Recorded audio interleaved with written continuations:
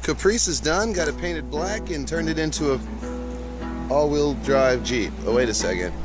No, I started out this morning literally working on that car. I got the JB weld into the seams.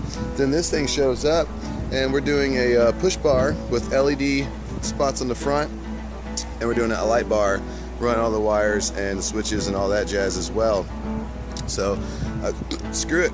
Maybe this will just turn into a Jeep accessory installation episode. Who knows?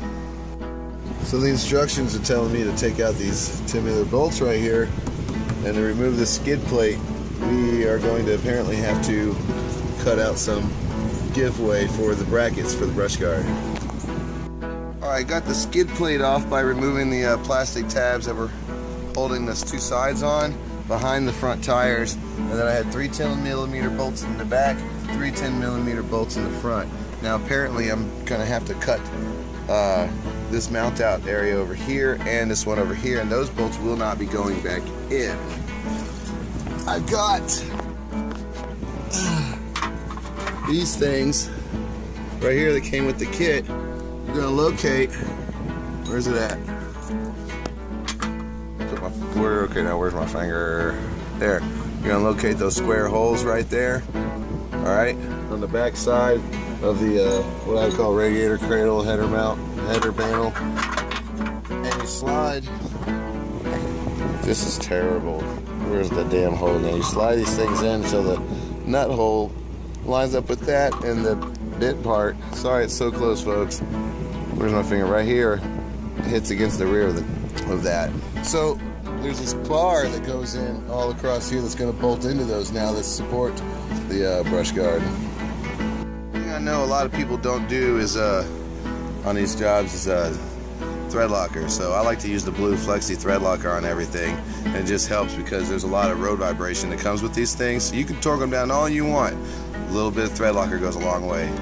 Alright, so I got my thread locker on my bolt. You can see they give you these spacers right here.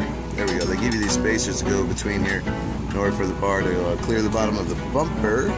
So what's going to crap in now is I've already got these started. I'm going to put the third one in and tighten this up.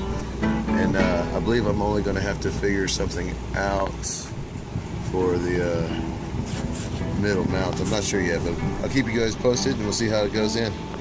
So my bar went in fine. It's good and tight. Got my thread locker in there. So what we're going to end up doing next is cutting our notches out of the plastic right here. I'm going to go ahead and put the plastic back in place, or wait until I'm finished doing all the wiring for the LED spots. Alright, so I got my pieces taped off. Anytime you're cutting something like plastic, you want to definitely tape your business off, so that way you can mark on the tape itself, not leave any residue left over on the plastic. And then when you run your blade through, it helps with the burring of the edges as well. So what I've got to do is go from the center of this hole and come over 3.5 inches and then square it off. And then I'm going to go ahead and just use my angle grinder with a cut disc to get it done a little quicker and nice and clean. So now I got my hole cup, and you see the corners are gross and the edges have some feathery bits to them.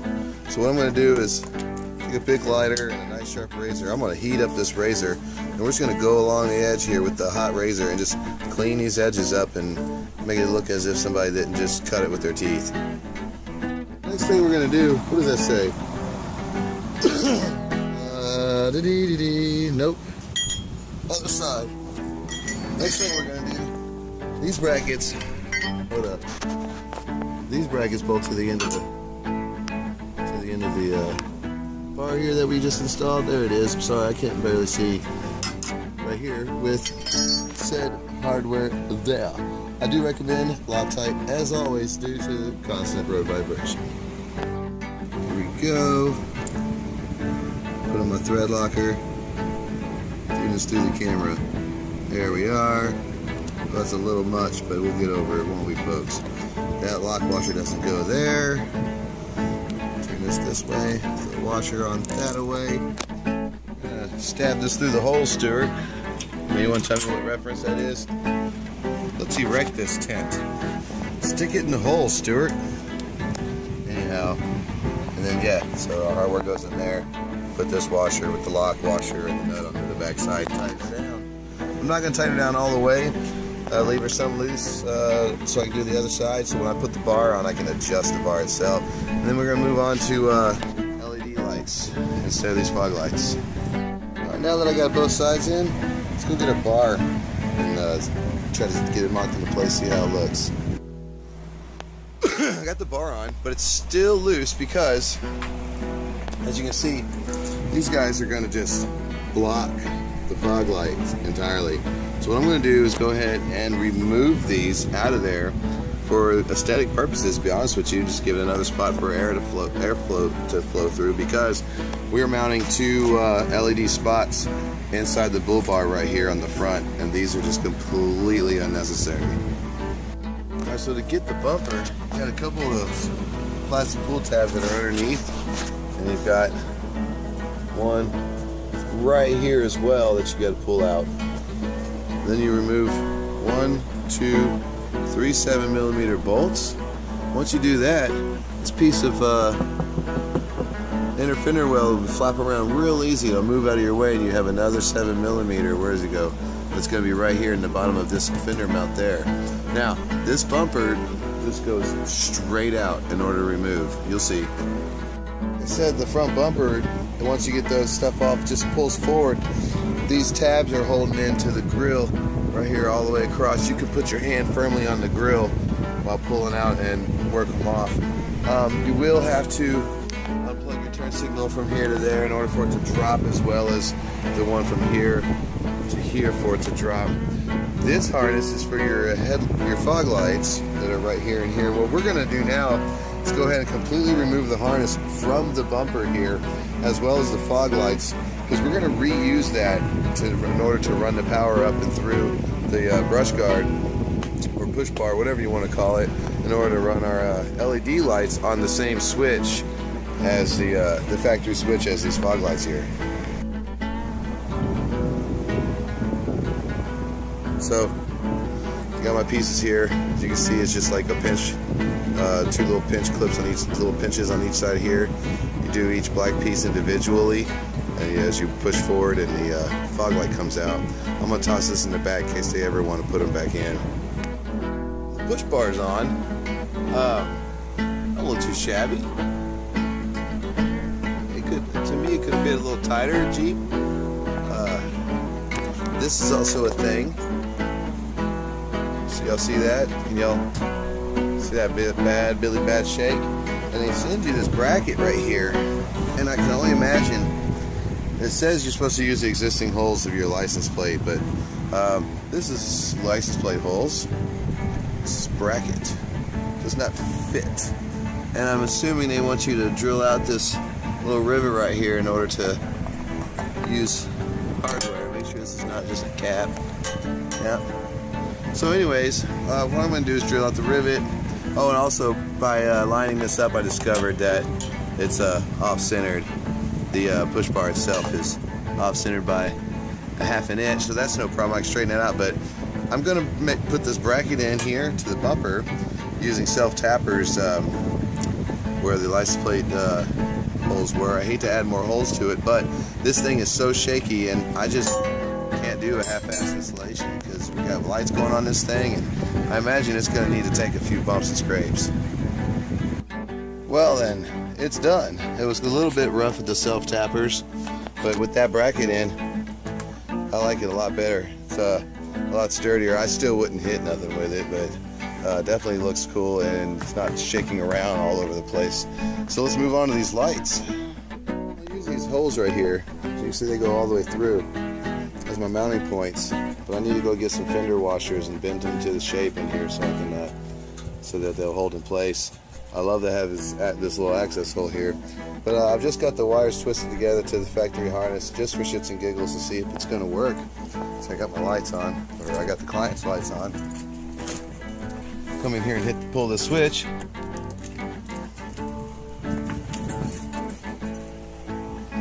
Ta-da! We got LED fog light. Sweet. So that part of it's going to be done. The actual difficult part that I've got to do next is putting the light bar up on top. I don't like running my wires around to where you can see them or have them exposed, so you're We're gonna be doing a little bit of drilling, a little bit of sealing, a little bit of gas kicking. Last little cold start did so well, probably just the flood pictures, but and the tagging. But what we have here today is a 1978 Dodge D100, and it's fairly nice. It's not too shabby. With the cool hood, the cool grill. Let me show you something special about this thing. Sorry, I was wiping the lens. It's got a poly 318 unit. These were only produced between 1956 and 1966, and the guy told me, the gent who got the truck from, actually paid to put this motor in. From what I read and understood, that some hot rod guys really like them because the head flow, but they're also only 10 pounds lighter than a 454 big block. And it just kind of looks like a big block when you first take a glance at it. It makes you wonder, what the hell is it? And so that's why I had to do some research. It's got a 2-bolt valve cover. Seriously, just 2 bolts. It's nuts. So anyways, you get all the downfalls of a 318 with all the downfalls of a big block. All the weight and sluggishness and all the lack of power and lack of RPM of a 318. But other than that though, it's pretty cool because people yank these things out and they use them for boat anchors and door stops, and this guy's actually still running one. So that's why it's really cool. So we're going to cold start this thing this morning. Got to dig that aftermarket AC, man. They say it works really good too. I don't know yet because currently this thing has no brakes, so I haven't driven it or really run it that much. Today's work shoes are Italian leather stitched driving shoes. They're my slip-on comfort shoes. I love them. Let's see what we got here. Oh, there's power, and it's dead. Now we got our holes here, and our hole here, so we can mount these LED spots. This is our little brackets right here. I had to go buy some additional hardware in order to make up for the size of the hole here. But I'm going to basically just run the bolt. I think what I'm going to have to do in this situation, because if the nut ever comes loose, you don't want them to fall off. So I think I'm going to drop the bolt. I'm going to drop the bolt through like this. Have it sit on the top first, like so. And then run my washers and my nut and stuff from underneath. I bought nylons to replace the nut that comes with it because they're probably going to be the best chance that she's going to have in order to have this stuff not vibrate itself out. What I'm doing, I ran this bolt, the lock washer, and 2 strong flats up vertical through the hole to the bottom, and used a nylon on top, and that baby is solid. I don't think she's gonna have any concerns about it going anywhere. Awesome. Time to do the other side. So I've pulled the driver's side fog light wire through the hole here so that it doesn't come out till over here, and then I'm going to trim it up and connect it to this wire here. But what I'm going to end up doing is everything's going to be tucked and hidden because I'm going to pull the slack upward and zip tie the excess up in there. So the only thing that you're really going to see is this nice pretty fat wire coming through, and I'm going to use some waterproofing cold wrap on the wires and then torch them until it gets nice and melted. It basically creates a rubberized installation over this stuff. I love this tape. I mean, electrical tape's a waste. This shit is expensive, but electrical tape is a waste unless you're just doing some basic B-wrap. Now I got both of these wrapped and sealed. I'm going to go ahead and put them together and wrap and seal them again, and torch them up and melt it all together and make it one big happy family. So what I ended up doing here is this wire off of this light ran up under the hole through the tube, and it comes out right here, and it's just going to go in up under the bumper, whereas this one goes through the bumper. And if you look here, I've zip tied the excess wire to a clip that comes on the car for the factory fog light harness that goes up in there, and we're going to use that clip to hold all this up inside this area of the bumper here, and you'll never see it. But if you ever have to remove it to get access to it, you can actually unclip this piece of harness from the main harness She can almost see, look, there it is wiggling through that. Now, I'm going to recommend to her that she gets these fog light delete covers if she thinks that looks ugly and doesn't like it. Sweet. Now our little LED fog lights are installed. Up in the front, I've only got like one wire that you can see. I don't like seeing wires, but I've only got one wire that you can maybe see. Nothing's dangling, everything's tucked out of the way. Let's turn these bad mamas on and see how they do. They are tied into the factory light switches, so I turn the lights on and then pull the switch out for the fogs. Let's go check these guys out. Ding, ding, ding, ding. Oh, there they are. That's great. In the daytime, you're just going to see an overexposed square blur, but at night, that should really light things up. Our next step we're going to do is mount a light bar to the roof. All right. Whoa, where's the focus? Where is the focus? I need the focus. That is the focus. All right, we're going to get back to this cold start real quick since we completed the low-level mood lighting on the front end of the Jeep. All right, 78 D100 with a 1965 Poly 318. Let's see what it does.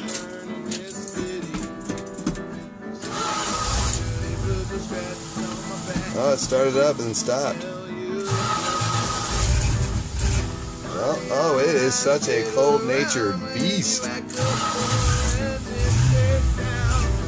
There, nope, still not yet. They don't have this choke set right. There, I'm just gonna let it idle. There it is. There's your cold start on that 1978 D100. With a very clackety Poly 318 in this thing.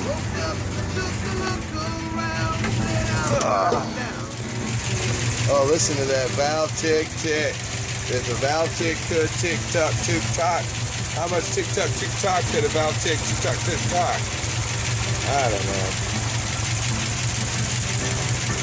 Yeah, I had to stop more fun stuff. Someone's coming from Slidell to pick this POS LS wannabe truck up. I sold the drivetrain out of it for $1,000, computer, harness, and everything, and now it's just junk to me. But he's kind enough to let me keep my wheels, so I went around and I cracked all the lug nuts free, and I'm actually working on getting the spare tire out right now. The part to unscrew it has completely come off. As you see, it's the bumper's been janktified, so I'll get down there with my good pliers and try to get that shit out. Alright, so let's see what we can get going on here.